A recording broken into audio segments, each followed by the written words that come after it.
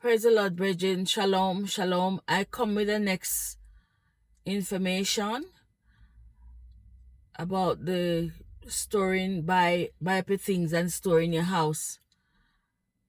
I forgot in the first video to tell you that you should also, for those of us that drive,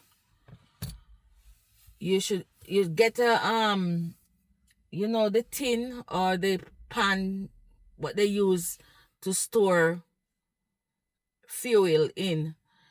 Get one and go to the petrol station and buy fuel. She also mentioned about the fuel. So that's why I'm come back with this next segment about get the tin, the gallon, or I don't know what you call it, to buy the fuel for your car, and make sure you set up your house, get your house in order. You know, the Spirit of God said, get your house in order. It's like getting your soul in order. So sometimes you have to get the natural life in order. Just like how we work on our spiritualness to reach heaven, we also should work on our natural life together. If we hear something or somebody give you a revelation or something, what we should do is take it into consideration. Just don't brush it off and say, oh, that's going to happen. Because who would have told me that COVID would have shut down some people? Remember? Take sleep and mark death.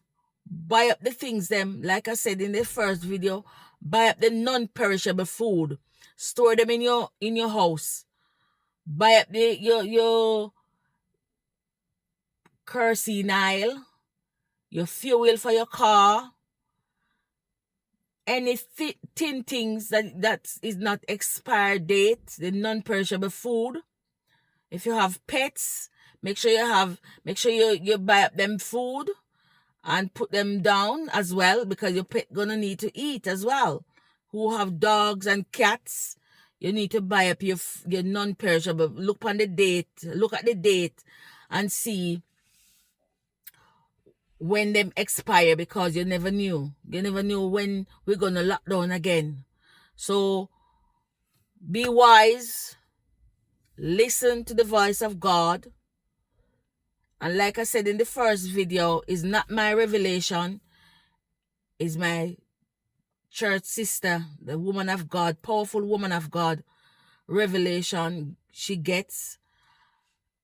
And maybe if I find the text message, I will link it to this video as well, for us to hear what the Spirit is saying to the church. Amen. Shalom.